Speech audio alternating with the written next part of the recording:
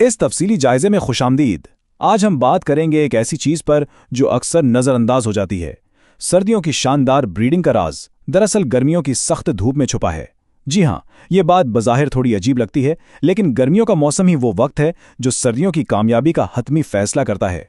अगर इस तैयारी के वक्त में ज़रा सी भी कोताही हो जाए तो सर्दियों के नताइज इंतहाई मायूस को निकलते हैं। ये हिंसा जरा देखिए, 90%। ये कोई मामूली नंबर नहीं है। ज़राए के मुताबिक परिंदे पालने वाले तकरीबन 90% अफराद गर्मियों में कुछ ऐसी गलतियां कर बैठते हैं जो उनकी सर्दियों की ब्रीडिंग को बिल्कुल तबाह कर देती हैं। सोचिए, 10 में से 9 लोग। असल में इसे यूं समझें कि एक बहुत बड़ी अक्सरियत अनजाने में अपने ही परिंदों के ब्रीडिंग सीजन को नाकाबिले तलाफी नुकसान पहुंचा रही है। इतनी बड़ी तादाद का मतलब सीधा सा है कि हमारे रिवायती तरीकों में कहीं ना कहीं बहुत बड़ी खामी मौजूद है। तो सबसे बड़ा सवाल यह है कि सर्दियों की ब्रीडिंग का बेड़ा गर्क गर्मियों में ही क्यों हो जाता है। बात बिल्कुल सिंपल है। अगर इन गर्म महीनों को सही तरह से मैनेज ना किया जाए तो अगले सीजन में घोंसले बिल्कुल खाली रहते हैं, एक भी चिक यानी बच्चा नहीं निकलता। परिंदे की सारी ताकत, उसकी फिटनेस और तौलीदी सलाहियत का दारोमदार गर्मियों की खुराक पर है। अगर बुनियाद ही कमजोर पड़ गई तो सर्दियों के बोझ तले परिंदे का जिस्म कैसे परफॉर्म करेगा? बिल्कुल नहीं कर पाएगा। चलें पहली और सबसे खतरनाक गलती की तरफ आते हैं, और वो है ओवर फीडिंग, यानी पानी वाली ग़िज़ा का बेतहाशा इस्तेमाल। गर्मियों में आमतौर पर क्या खिलाया जाता है? तरबूज, खीरा, कद्दू। हमें लगता है कि चूंकि गर्मी ज्यादा है इसलिए ये हाइड्रेटिंग चीजें परिंदे को ठंडा रखेंगी, और ये बड़ी हमदर्दी की बात लगती है। लेकिन असल तबाही इनके बेतहाशा इस्तेमाल में है। ये चीजें बजाते खुद तो खराब नहीं है, मगर जब हद से ज्यादा दी जाएं तो परिंदे का नाजुक हाजमा जवाब दे जाता है।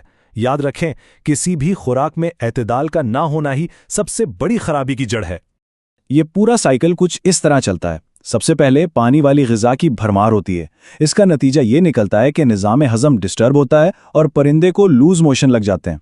मुसलसल मोशन से परिंदे के अंदर मौजूद तमाम ज़रूरी ग़िज़ाई अज्जा ज़ाया हो जाते हैं और वो अंदर से इंतहाई कमज़ोर हो जाता है। और इस सब का फाइनल रिजल्ट क्या निकलता है? सर्दियों में ज़ीरो ब्रीडिंग। एक नेक नियति से शुरू होने वाला काम परिंदे की सेहत की मुकम्मल तबाही पर आकर रुकता है। अब हम बढ़ते हैं दूसरी बहुत बड़ी गलती की जानिब, गर्मियों में कैल्शियम को बिल्कुल ही भूल जाना। देखते हैं कि ये चीज़ कैसे असरअंदाज होती है। जरा इस बात पर गौर करें, जब सर्दियों में परिंदे ने अंडे देने हैं तो उसे कैल्शियम के एक बहुत बड़े रिजर्व यानी बहुत बड़े जखीरे की जरूरत होती है, क्योंकि अंडे का खौल तो मुकम्मल तौर पर कैल्शियम से ही बनता है ना। जराए बिल्कुल क्लियर हैं कि ये जरूरत सर्दी के आते ही रातों रात किसी जादू से पूरी नहीं हो सकती। इस जखीरे की बुनियाद गर्मियों के महीनों में ही बनाना पड़ती है। अगर गर्मियों में कैल्शियम पूरा नहीं किया तो सर्दियों में सेहतमंद अंडों की उम्मीद रखना बायोलॉजिकली नामुमकिन है। ब्रीडिंग तो शुरू होने से पहले ही फेल हो जाती है।